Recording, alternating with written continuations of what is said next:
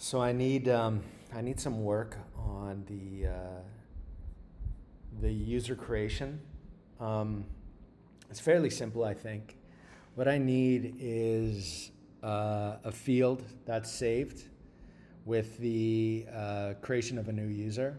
So when they sign up and create their account, I'm gonna need. I don't know if this is the right place to add it. I'm just doing my best to maybe point you in the right direction. But I need a field called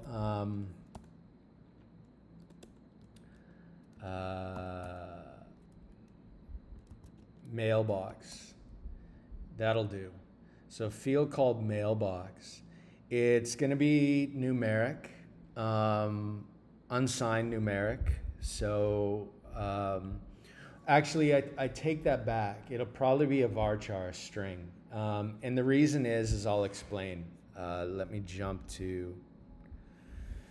So what it is there's this concept.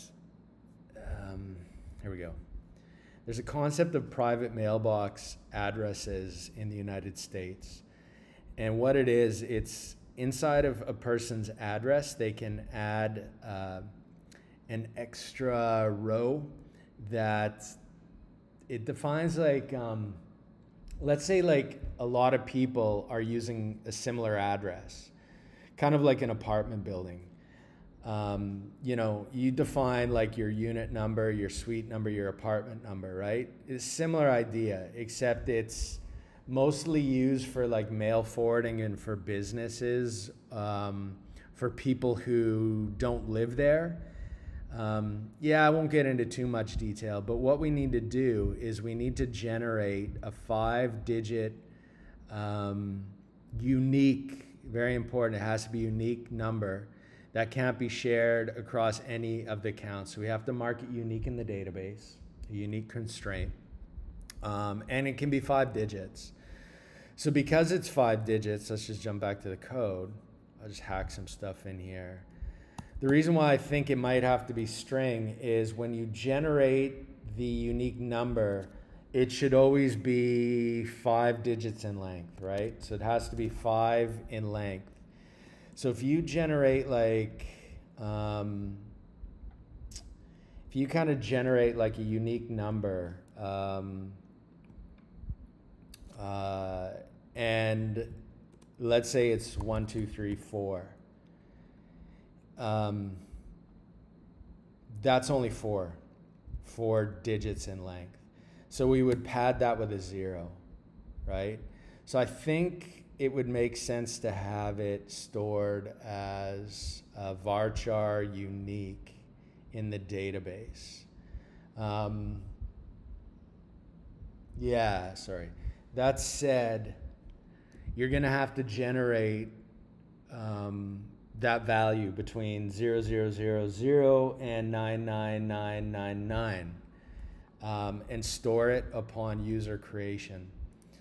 I think, I'm just trying to think if there's any more to it. It's not nullable, so it has to exist in the users table. What other things should I say? I think that is it. Oh, you know what? Let's go to, if we go to the app,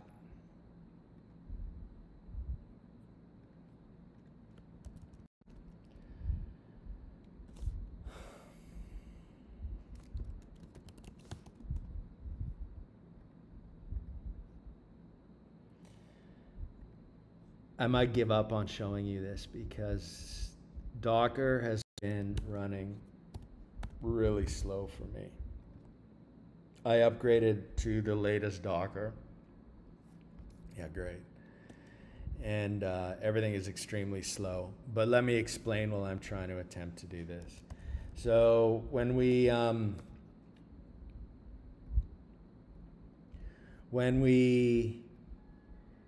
view the customer in the admin backend, and we see the details of the customer, we should have a column somewhere in a reasonable location that displays their private or their mailbox value, just so that our employees can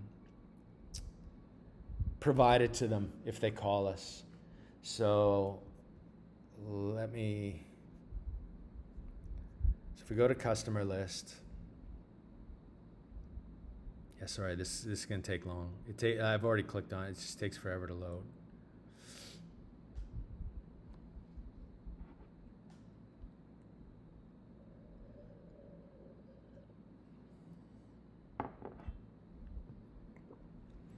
So we tend to use this fake user a lot.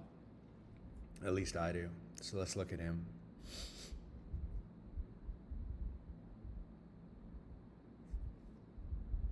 And feel free to make changes to the data within reason.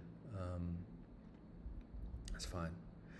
So yeah, so I think on the on this view here,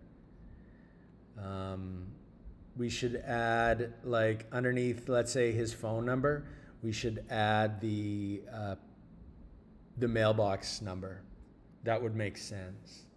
We've got their mailing address, but one last thing to kind of add, I don't want to make this video too long, but they give us their home, their delivery address is where we deliver their boxes to. That's fine. This mailbox number is completely different.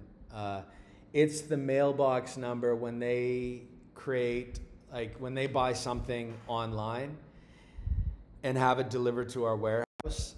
That's what goes on their address that they have their online shopping mailed to. So they would include that mailbox number. And it would come to our warehouse, and based on that mailbox number, we know what customer to associate, that e-commerce order against.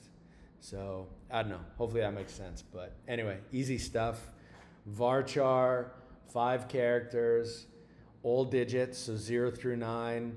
Pad with zeros, and make it unique in the database and not nullable in the database. So all users have to have it. The existing users that are in the database,